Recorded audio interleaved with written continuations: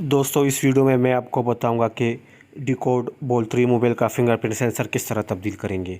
तो दोस्तों सबसे पहले आपने इसका बैक कवर खोलना है। बैक कवर खोलने से पहले इसका सिम ट्रे निकाल दें और उसी सिम वाली जगह पर नाखून या ओपनर वगैरह को सारे यहाँ से आपको रास्ता आसानी से मिल जाएगा और आपकी ये बैक बॉडी आसानी से खुल जाएगी। इसकी ये बैक बॉडी थोड़ी सी सख्त होती है तो उसको एहतियात से खोलें। बैक बॉडी खोलने के बाद इसको खींचना नहीं है क्योंकि इसका जो फिंगर है इसका रिबन का जो एक मेन बोर्ड पे लगा होता है, तो खींचने से आपका यह रिबन कट सकता है।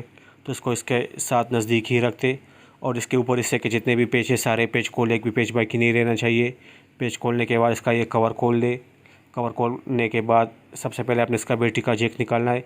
उसके बाद इसका जो फिंगर है इसका जैक निकाल दे और इस बैक कवर में जो फिंगर है इसको बाहर निकाल दे। बिल्कुल इस तरीके से निकालना है जिस तरह इस वीडियो में दिखाया गया है।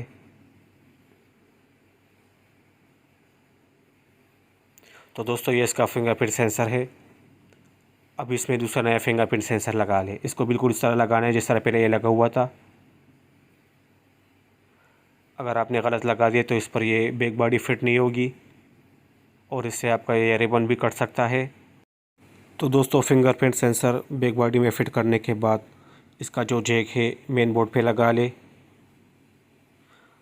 और इसकी बैटरी को कनेक्ट कर दे। बैटरी कनेक्ट करने के बाद मदरबोर्ड पे जो कवर लगा होता है वो कवर लगा ले। कवर को इसी तरह से बिठा दे, इस पर पेच लगा ले। तो दोस्तों इस पर आपने वही पेच लगाने हैं जो पेच आपने इससे उतारे थे, दूसरे पेच नहीं लगाओगे क्योंकि अगर आपने इस पर बड़े पेच लगा दिए तो नीचे स्क्रीन में चले जाएंगे और आपके स्क्रीन को तोड़ देंगे। पेच लगाने के बाद इस पर बैक कवर फिट कर दे। तो दोस्तों वीडियो देखने का बहुत बहुत शुक्रिया।